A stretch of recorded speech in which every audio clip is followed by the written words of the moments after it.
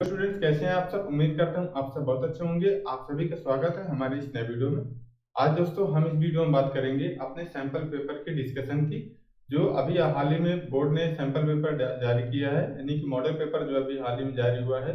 उसको मैंने कल आपको सारा उसके क्वेश्चन का फॉर्मेट आपको मैंने उस वीडियो में बता दिया था कि आपको कितने कितने नंबर के क्वेश्चन आने वाले हैं और किस किस टाइप के क्वेश्चन आएंगे। जैसे ऑब्जेक्टिव टाइप आएंगे, वेरी शॉर्ट आएंगे, शॉर्ट आंसर आएंगे और एक आपका लॉन्ग आंसर टाइप क्वेश्चन आएगा। इस प्रकार मैंने वहाँ पर जो जितने मार्क्स हो सकते हैं उनको भी डिवाइड करके आपको पूरा मैंने एक्सप्लेन कर दिया था। तो अगर आपने उस वीडियो को अभी देखा नहीं है तो एक बार उस फॉर्मेट को देख लेंगे तो आपको ये अंदाजा हो जाएगा कि हमारा यानी कि क्वेश्चन पेपर कैसे आने वाला है। और उसी हम उसी मतलब मॉडल पेपर की आज हम यहाँ पर डिस्कस करेंगे। और उस मॉडल पेपर में जो आपके यहाँ पर हम लिख देते हैं पहले मॉडल पेपर, ठीक है, 2023 ये हम सॉल्व करने वाले हैं। और उसमें आपके जितने भी बहुविकल्पी प्रश्न थे,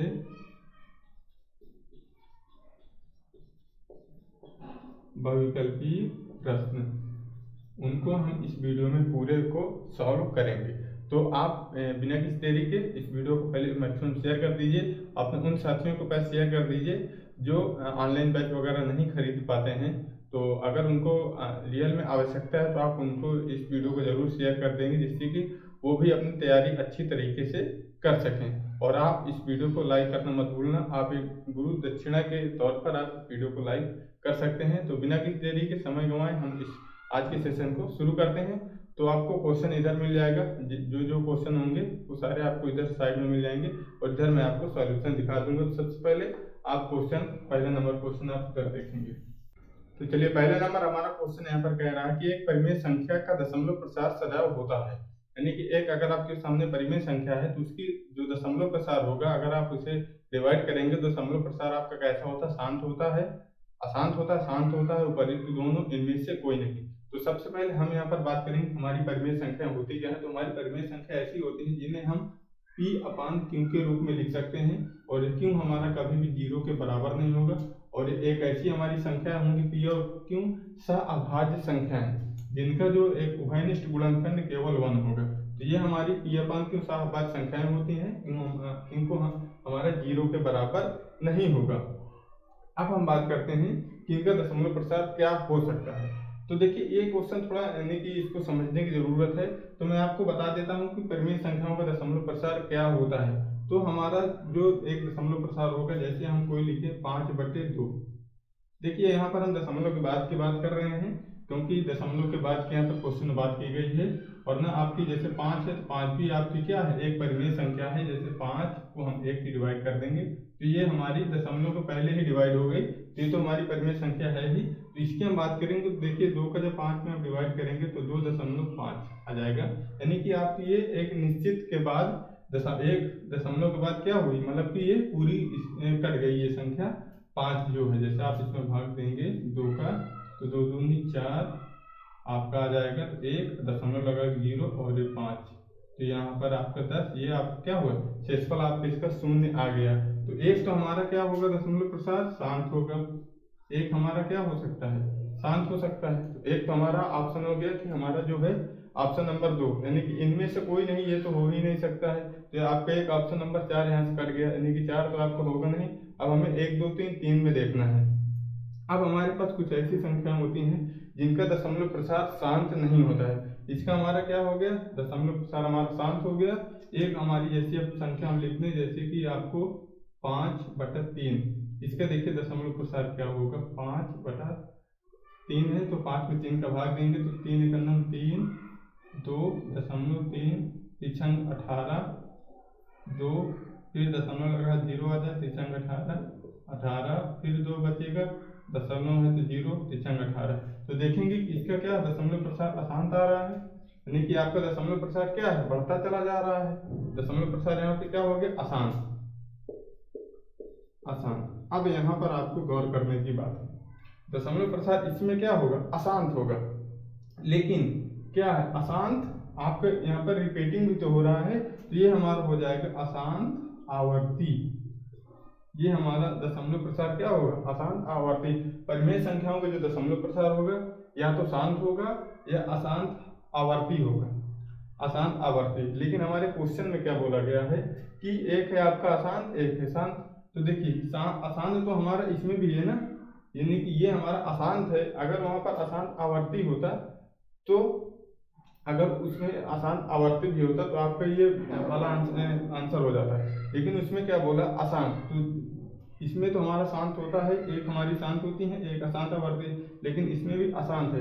जैसे अपरिमेय संख्या देखेंगे तो अपरिमेय संख्याओं को दशमलव प्रसार होगा, अशांत अनावर्ती होगा। यानी कि दशमलव प्रसार तो शांत तो होगा नहीं होगा, और अनावर्ती होगा। अनावर्ती का मतलब न तो रिपीटिंग होगा, यानी कि कुछ ना कुछ आता रहता है, तो वो हमारा क्या होगा, अपरिमेय संख्या हो जाएगा। लेकिन क्वेश्चन हमारे में क्या है, एक अशांत है एक शांत है। तो अशांत भी देखिए होता है, अशांत भी होता है, शांत भी होता है। तो आपका जो विकल्प होगा 3 यहाँ पर विकल्प सही होगा आपका, उपर्युक्त दोनों, उपर्युक्त दोनों, ये आपका आंसर इसमें राइट हो जाएगा। ठीक है, तो आप इसको देखेंगे आपका विकल्प सी सही होगा, क्योंकि अशांत भी है, देखिए अशांत भी है और शांत भी आ रहा है, आपका अशांत भी आ रहा है, शांत भी आ रहा है। लेकिन अगर स्पेसिफिक कहता तो अशांत आवर्ती होता वहां पर। जैसे आपका अशांत की जगह पर अशांत अनावर्ती, अशांत आवर्ती दे देता, या आपका अशांत की जगह पर अशांत अनावर्ती दे देता, तो आपका केवल शांत हो जाता। जैसे अशांत है, इसे कर देता अशांत अनावर्ती। तो ये तो हमारा अशांत अनावर्ती हमारा होता है अपरिमेय संख्याओं के लिए, क्योंकि शांत भी नहीं है और जो रिपीटिंग हो रहा है वो कोई एक संख्या रिपीट नहीं कर रही है, वो कुछ ना कुछ ऑटोमेटिक आता जा रहा है। तो यहाँ पर आपका विकल्प सी इसका राइट आंसर होगा। आप यहाँ पर देखेंगे और ये आप उसका कॉन्सेप्ट भी देख सकते हैं। चलिए ये भी क्वेश्चन हमारा यहाँ पर हो गया। अगला क्वेश्चन हम देखते हैं। अगला क्वेश्चन है यहाँ से हमारा बहुविकल्पी प्रश्न यहाँ पर है, एक शून्येतर परिमेय संख्या और एक अपरिमेय संख्या का गुणनफल सदैव होता है। अब इसमें आप मन में आप इसको सॉल्व करेंगे कि इसका आंसर क्या होगा। तो इसमें देखिए जो एक शून्येतर परिमेय संख्या, यहाँ पर बोला गया है कि जो शून्य ना हो। देखिए शून्य हमारी एक क्या होती है, अपरिमेय परिमेय संख्या होती है, परिमेय संख्या एक होती है। लेकिन क्वेश्चन में बोला है शून्येतर परिमेय संख्या, यानी जीरो के अलावा, जीरो को छोड़ करके हमें लेना है। तो जीरो को छोड़ करके हम कोई एक संख्या ले लेते हैं। जैसे हम ले लेते हैं यहाँ से 2/5, 3/5, एक अपरिमेय संख्या ले लेते हैं। अपरिमेय संख्या हमारी √3, √5। इनका गुणनफल क्या होगा, अगर इनको गुणा करेंगे तो देखिए 2√3, 2/5, √5, यानी कि आपको जो संख्या मिल रही है एक अपरिमेय संख्या मिलेगी, सदैव एक अपरिमेय संख्या मिलेगी। ऑप्शन नंबर 2 इसका राइट आंसर होगा, ऑप्शन नंबर 2। अगर इसमें शून्येतर ना कहता, अगर ये शून्येतर ना कहता, केवल परिमेय कहता, तो आपका ऑप्शन नंबर 3 सही होता। परिमेय या अपरिमेय दोनों हो सकती है, क्योंकि अगर जीरो का आप एक अपरिमेय संख्या से गुणा करेंगे तो आपको जीरो मिलेगा, और जीरो क्या है, एक परिमेय संख्या है। तो ऑप्शन आप देख करके इसका सॉल्व ये क्वेश्चन किया जाएगा। शून्येतर है तो आपका सदैव परिमेय संख्या, अपरिमेय संख्या जीरो को हम छोड़ करके देखेंगे, तो आप यहाँ पर देख सकते हैं। तो ऑप्शन नंबर इसका हो जाएगा सेकंड करेक्ट आंसर होगा, ऑप्शन नंबर सेकंड। अगला क्वेश्चन देखते हैं। अगला क्वेश्चन है रेखाओं x बराबर 0। इसको आप अपने मन में इनको सॉल्व करेंगे। देखिए जैसे आपका सिलेबस पूरा कंप्लीट हो चुका है तो आप इन क्वेश्चन को इजीली सॉल्व कर सकते हैं, क्योंकि आपने पूरा कॉन्सेप्ट पढ़ा हुआ है। तो ये क्वेश्चन आपके इजीली सॉल्व हो जाएंगे। जब आपका एक बार कॉन्सेप्ट डेवलप हो जाएगा तो आप तब प्रैक्टिस करेंगे, आपका पूरा कॉन्सेप्ट डेवलप है तो आप ऐसे रैंडमली क्वेश्चन उठाएंगे और उनको सॉल्व करेंगे, और फिर चेक करेंगे कि आप सॉल्व कर पा रहे हैं या नहीं। तो अगर आप सॉल्व कर ले रहे हैं तो यानी कि आपका कॉन्सेप्ट डेवलप है। अगर आप कॉन्सेप्ट डेवलप करना चाहते हैं, आपका यानी कॉन्सेप्ट क्लियर रहेगा, तो इसके लिए आपको प्रैक्टिस की ज़रूरत है। आप लगातार प्रैक्टिस करेंगे तो आपके कॉन्सेप्ट ऑटोमेटिक क्लियर होते चले जाएंगे। तो x बराबर 0 है। देखिए हमारा क्या है कि प्रतिच्छेदन बिंदु मिलना चाहिए। ये प्रतिच्छेदन बिंदु में हमारे क्या होता है, एक आपका भुज होता है जिसे हम x बोलते हैं, एक हमारा कोटि होता है जिसे हम y बोलते हैं। तो x बराबर 0 हमारे पास पहले से दिया गया, y निकालने की जरूरत है। 2x प्लस का 3y और बराबर का 12। तो x का मान हमारे पास 0 है, तो जब इसमें मान रखेंगे तो ये 0 हो जाएगा। 3y, क्योंकि x 0 है और 2 का 0 में गुणा होगा तो 0 हो जाएगा, ये 12 हो जाएगा। तो y बराबर यहाँ से 12/3 और काट देंगे तो y बराबर 4। हमारे पास x0 है और y कितना है 4।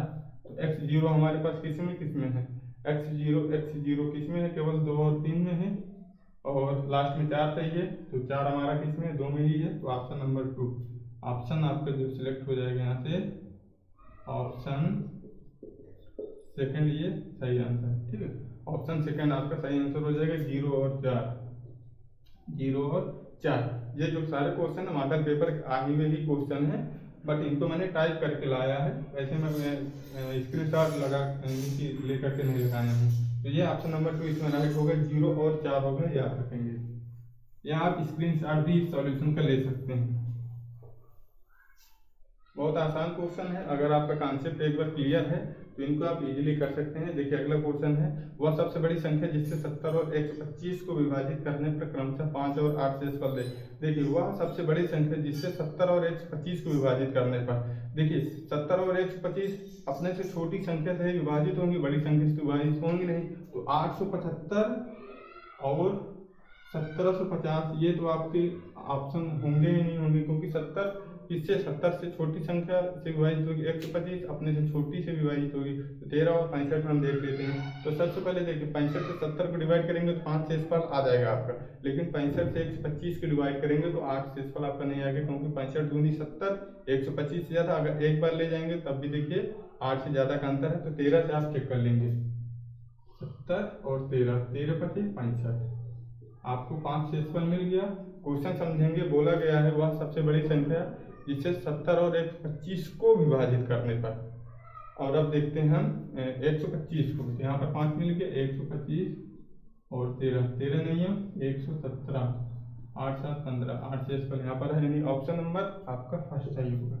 Option number first. इस तरीके से आप देखिए पहले विकल्प को छांट देंगे आप, ये नहीं कि अगर आपकी लगातार प्रैक्टिस रहती तो आप इस प्रकार विकल्प को छांट सकते हैं आराम से। तो 8 से 75, 17 से 50 को हमने पहले हटा दिया और दोनों में हमने चेक कर लिया क्या होगा। हमारा ऑप्शन नंबर है 13 आप इसका राइट आंसर होगा। चलिए नेक्स्ट आगे चलते हैं। हाँ, ये हमारा है एक समीकरण 2x बराबर 1 और 3x माइनस 5y बराबर 7 का कोई हल नहीं है।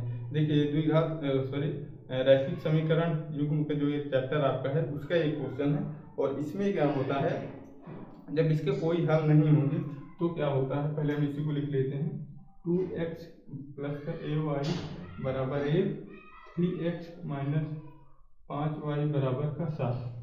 तो देखिए जब हमारे कोई हल नहीं होंगे तो उसको हम क्या कहेंगे, a1/a2 बराबर b1/b2 बराबर नहीं होगा c1/c2। यानी इनका ग्राफ जब आप बनाएंगे तो ये एक दूसरे के ऐसे समांतर निकल जाएंगे, एक दूसरे को कट नहीं करेंगे। लेकिन जब कट करेंगे तो वो क्या होगा, a1/a2 बराबर नहीं होगा b1/b2 के। तो क्या होगा, इसका एक अद्वितीय हल होगा, यानी एक यूनिक हल होगा। एक दूसरे को ग्राफ क्या करेगा, प्रतिच्छेद करेंगे, तो इसका एक हल होगा। ठीक है, एक दूसरे को प्रतिच्छेद करेगा तो इसका एक हल होगा। आप इसको इजीली निकाल सकते हैं इसमें से। ठीक है, और एक हमारा होता है कि जब आपका यहाँ पर a1/a2 बराबर b1/b2 बराबर c1/c2, तो इस कंडीशन में आपका क्या होगा, इसके अनेक हल होंगे। इसमें ग्राफ क्या होगा, आपके एक दूसरे के ऊपर चढ़ जाएगा। तो हमें ये मैं आपको जानकारी के लिए बता दिया हूँ कि आगे क्वेश्चन आए तो आप सॉल्व कर सकते हैं। वैसे हमारा आंसर केवल यहाँ से निकलेगा। तो a1 हमारा क्या होगा, ये होगा। इसको आप a1x b1y प्लस c1 बराबर 0 और इसको a2x प्लस b2y प्लस का c2 से आप इसको कंपेयर करके निकाल सकते हैं। ठीक है, तो यहाँ से a1 हमारा 2, a2 3 बराबर b1 हमारा यहाँ से हो जाएगा a और b2 हमारे यहाँ से माइनस का 5। तो 5 दूनी 10 माइनस 10/3 एक हमें आंसर निकालना है। तो a minus 10/3 minus 10/3 option number 3।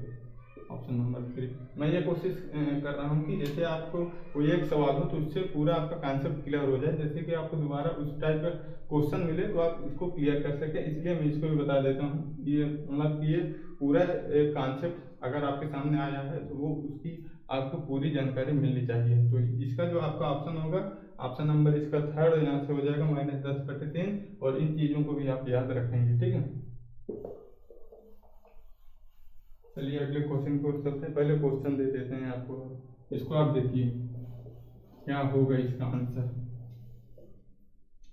बोला है एक द्विघात समीकरण 2x² - 4x + 3 = 0 है। 2x² माइनस का 4x + 3 = 0। तो ये आपके सामने एक क्वाड्रेटिक इक्वेशन लिखी गई है। तो यहाँ पर बोला है दिए गए समीकरण का विविधकर शून्य से कम है, यानी कि हमें यहाँ पर विविधकर से ही निकालना है। समीकरण के कोई मूल वास्तविक नहीं है, समीकरण का विविधकर शून्य है, समीकरण के मूल वास्तविक है। तो विविधकर हमारा क्या होता है, d बराबर b² - 4ac। इसको आप यहाँ से कंपेयर करेंगे, ax² + bx + का c बराबर 0। a बराबर 2 मिलेगा, b बराबर -4, c बराबर 3 मिलेगा। तो d बराबर b² - 4 का स्क्वायर -4 × 2 × 3 और 16 - 4 दूनी 8 × 3 24, यानी कि -8 यहाँ से आ जाएगा। तो d हमारा क्या है, d हमारा 0 से छोटा है। जब d 0 से बड़ा होता है तो उस कंडीशन में क्या होता है, उसके मूल वास्तविक होंगे, यानी कि दोनों मूल क्या होंगे, वास्तविक होंगे। ठीक है, उस कंडीशन में आपके मूल वास्तविक होंगे। जब आपके d 0 के बराबर हो जाता है तो इसके दोनों मूल होंगे वास्तविक और समान होंगे। इसके अगर d इसमें क्या होगा, मूल वास्तविक होंगे, सॉरी आपका d 0 से बड़ा होता है तो क्या होता है, मूल दोनों मूल क्या होंगे, वास्तविक होंगे।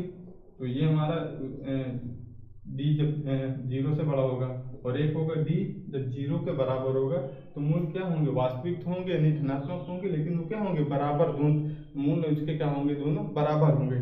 तो हमें अब ऑप्शन में जाना है, ये हमारे पास आया है दिए गए समीकरण का विविधकर शून्य से कम है, बिल्कुल सही है।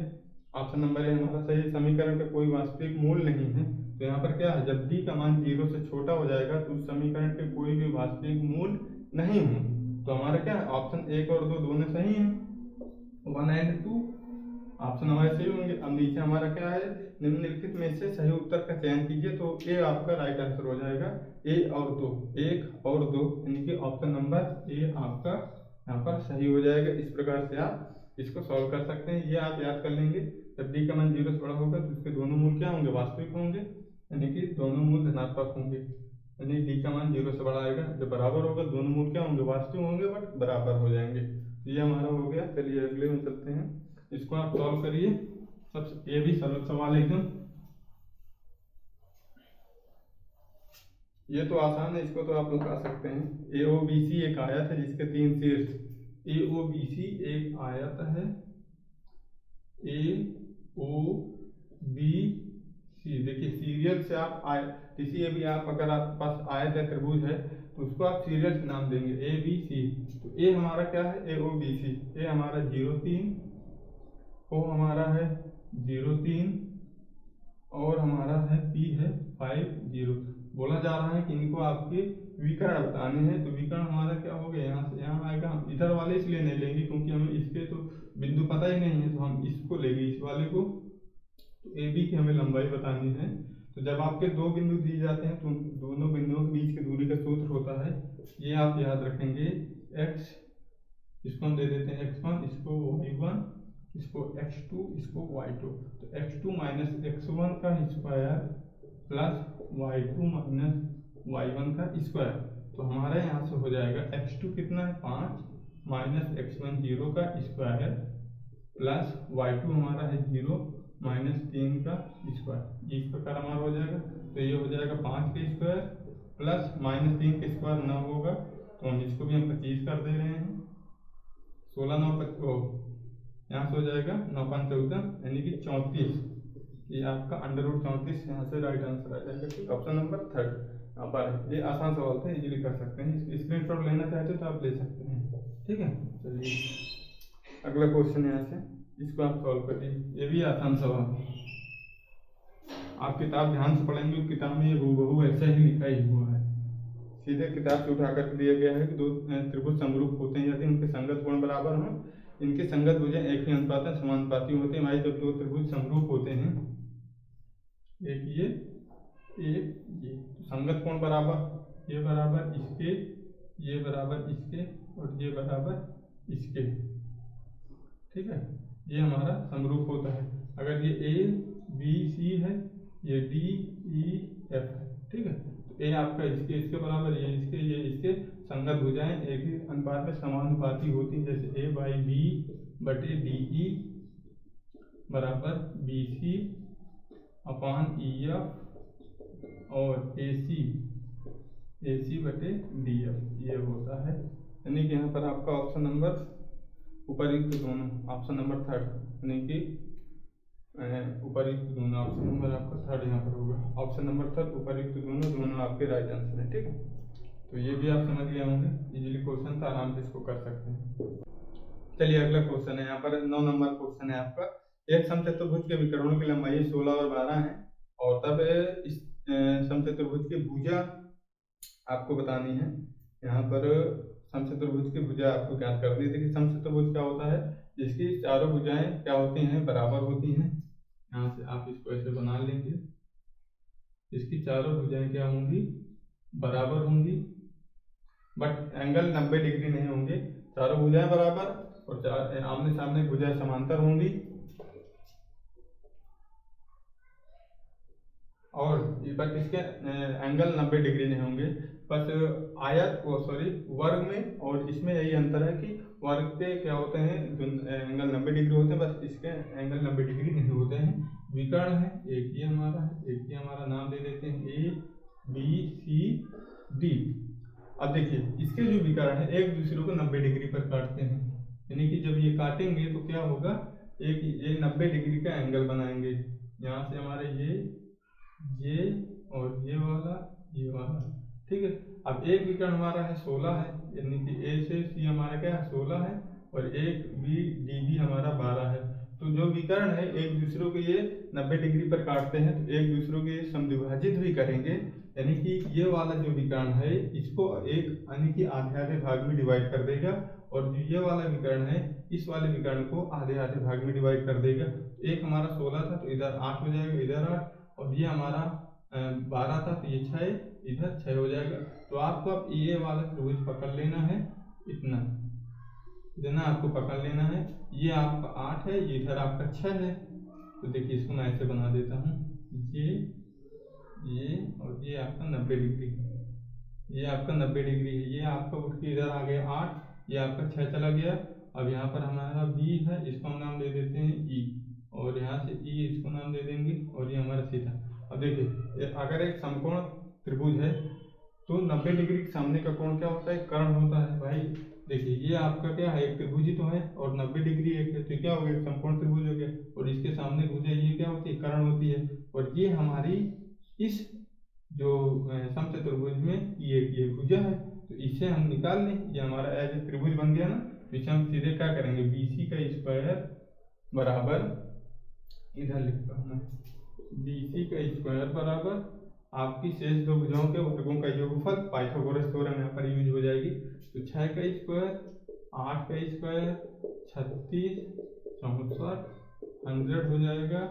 और BC हमारा, BC का स्क्वायर, तो BC बराबर 100, और ये वर्गमूल हो जाएगा, और इधर से आपका BC आ जाएगा। भाई इधर आपका ये वर्ग है तो इधर जाएगा, तो यहाँ पर वर्ग, और इसका क्या होगा, स्क्वायर हो जाएगा, वर्गमूल। तो इसका हम वर्गमूल ले लेंगे तो समझ आ जाएगा आराम से, ठीक है।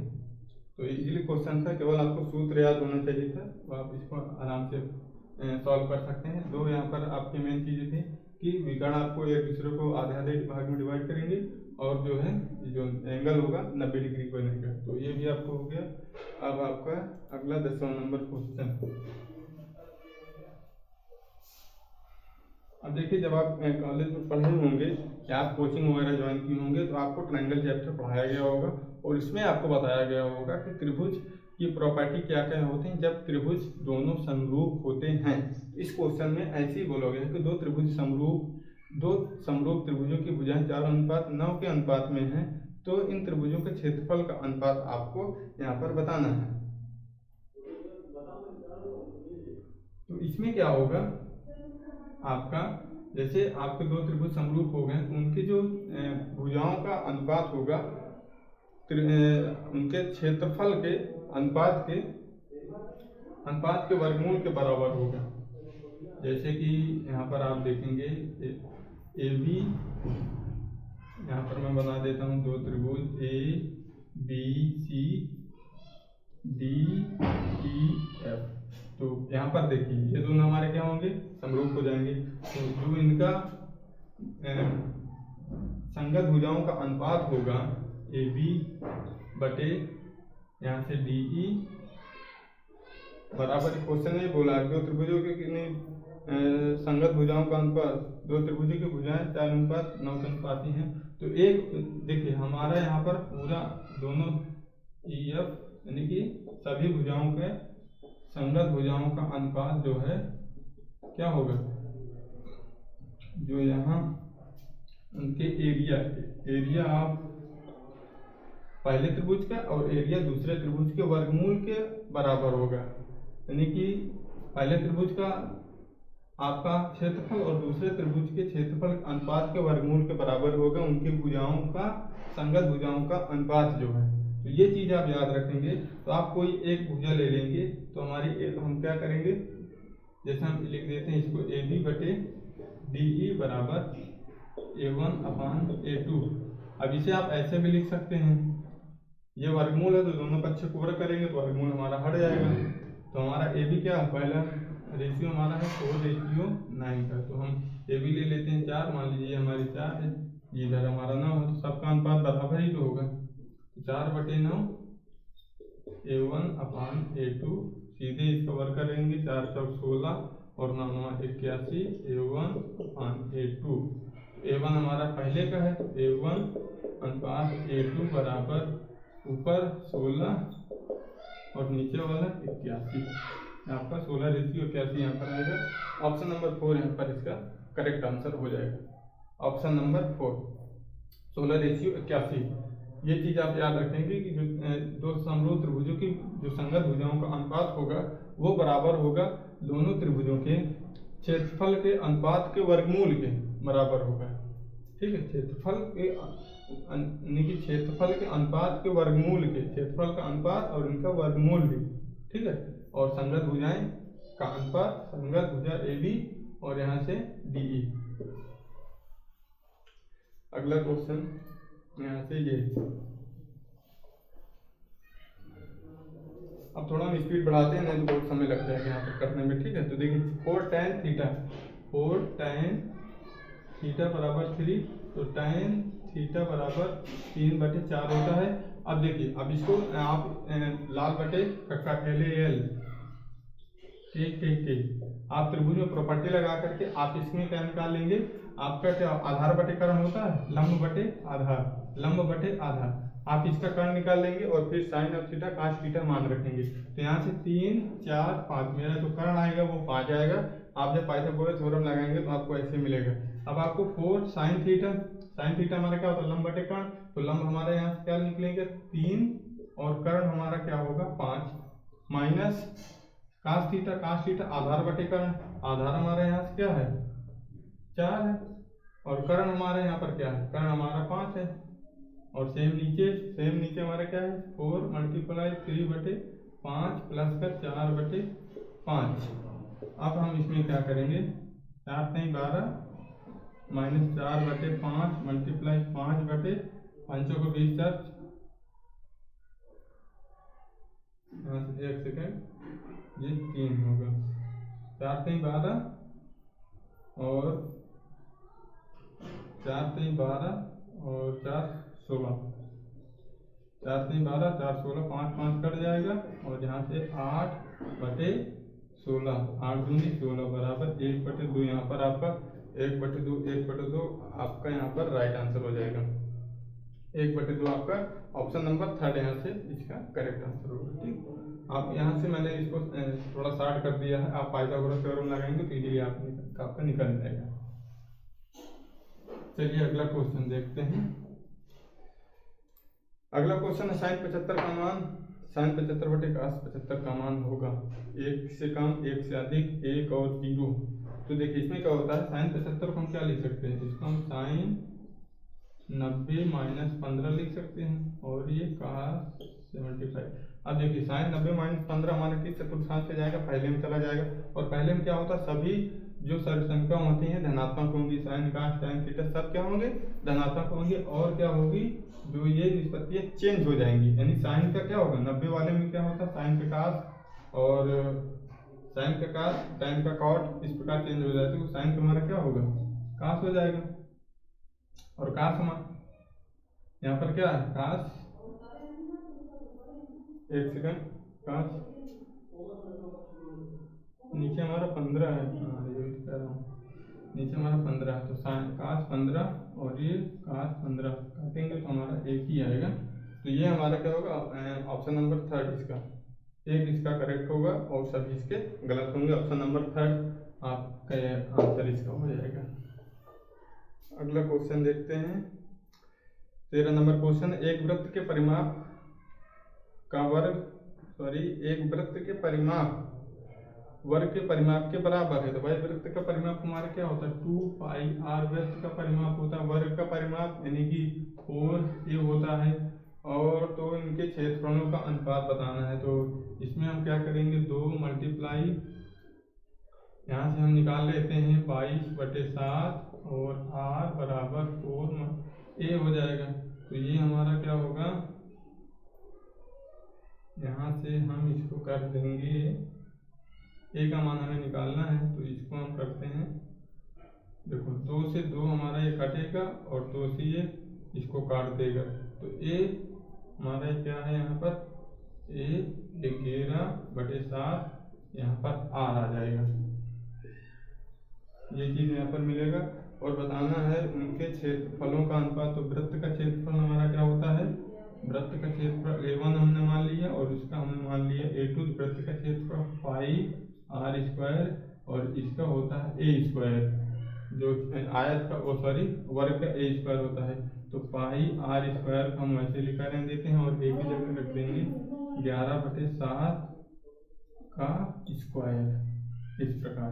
तो देखो 22/7 r² और ये हमारा यहाँ से हो गया 11/7 मल्टीप्लाई 11/7 r², ये हमारा कैंसिल हो जाएगा और यहाँ से हो जाएगा 22/7, ये दोनों साथ क्या जाएंगे ऊपर चले जाएंगे और नीचे हमारा 11 मल्टीप्लाई 11 हो, एक साथ से एक साथ कट जाएगा, 11 दूनी 22, तो ये 7 के इसमें गुणा होगा 14/11 बराबर 14:11, ये आपका राइट आंसर होगा 14:11, 14:11 यानी कि ऑप्शन नंबर आपका यहाँ पर जो करेक्ट होगा वो ऑप्शन नंबर 2 यहाँ पर राइट होगा। ऑप्शन नंबर 2 यहाँ पर इसका सही आंसर आपका हो जाएगा, 14:11 यहाँ पर ऑप्शन नंबर 2, ठीक है।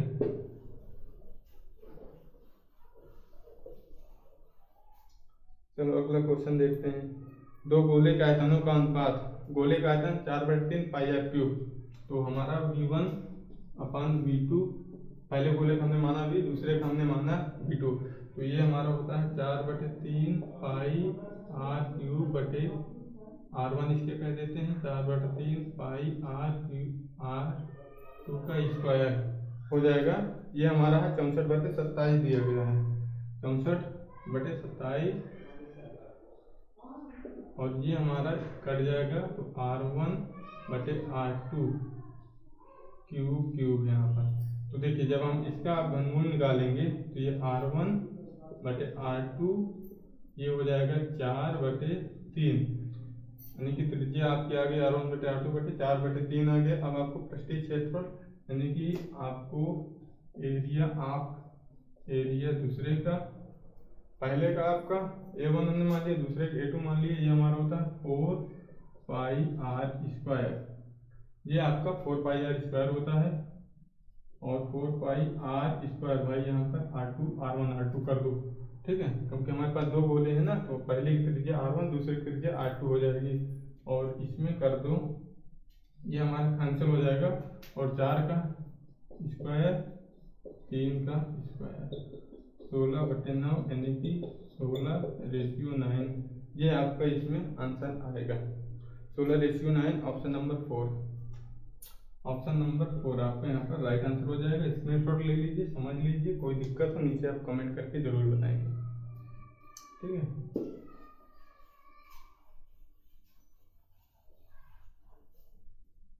चलिए अगला देखते हैं। अगला है बस 4-5 और बचे हैं मुझे क्वेश्चन।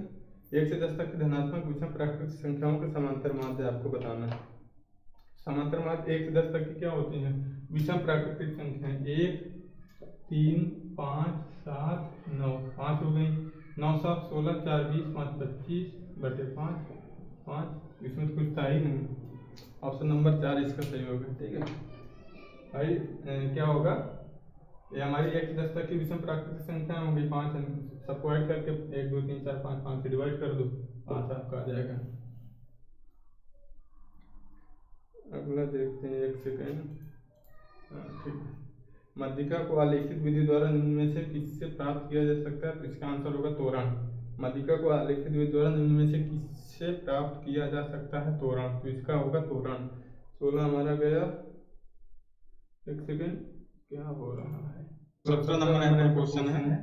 बोला गया यदि कुछ प्रेक्षणों का माध्य 27 तथा बहुलक माध्य 27 बहुलक 45 हो तो मध्यिका यहाँ यहाँ पर पर आपको आपको निकालना निकालना है। है।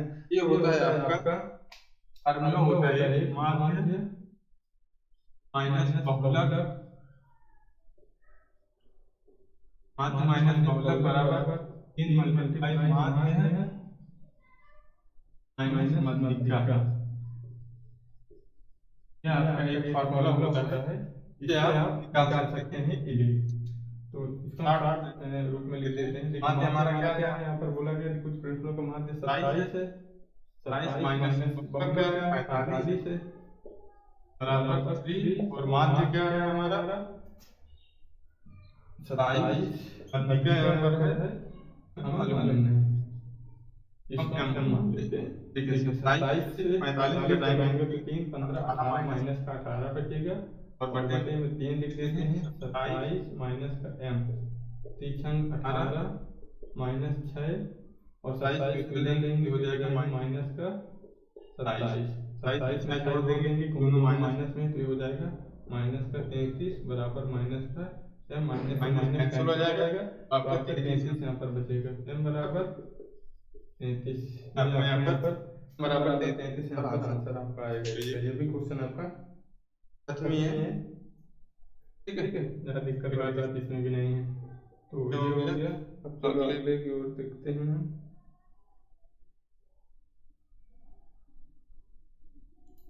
ठीक है, 18 नंबर।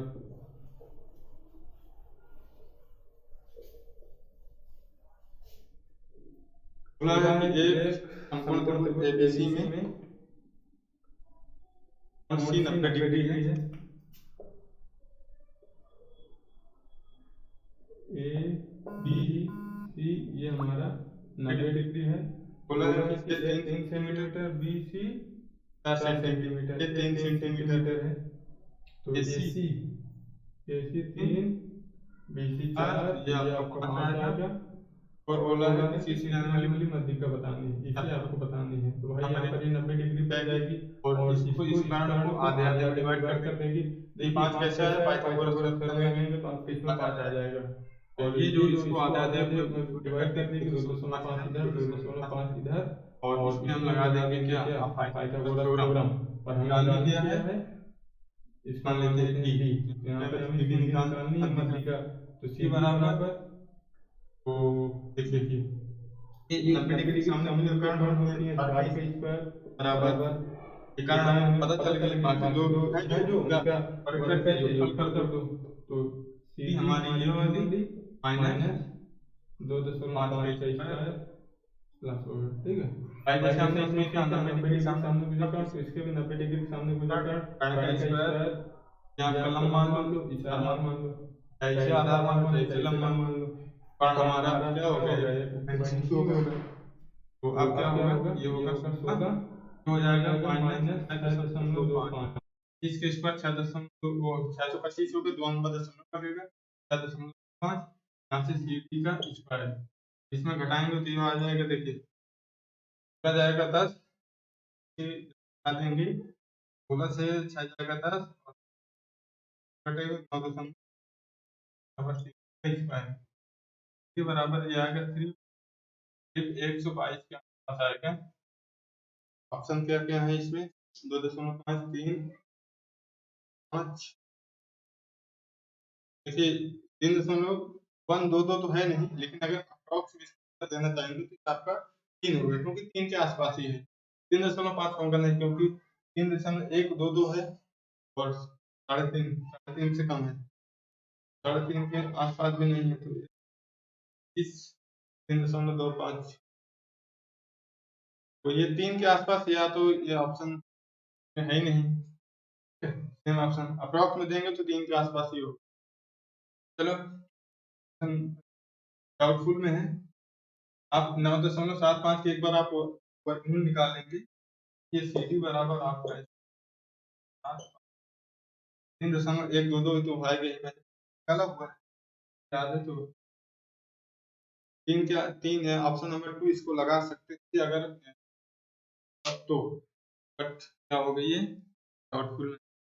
देखिए एक समीकरण एक्स स्क्वायर के एक्स माइनस 5/4 एक बार दो तो तो आप इजीली सॉल्व कर लेंगे। एक्स की जगह पर आपको 1/2 रखना है, करेंगे तो आप आएगा ऑप्शन नंबर 1 इसका सही होगा, जिसका आंसर आएगा 2 आएगा।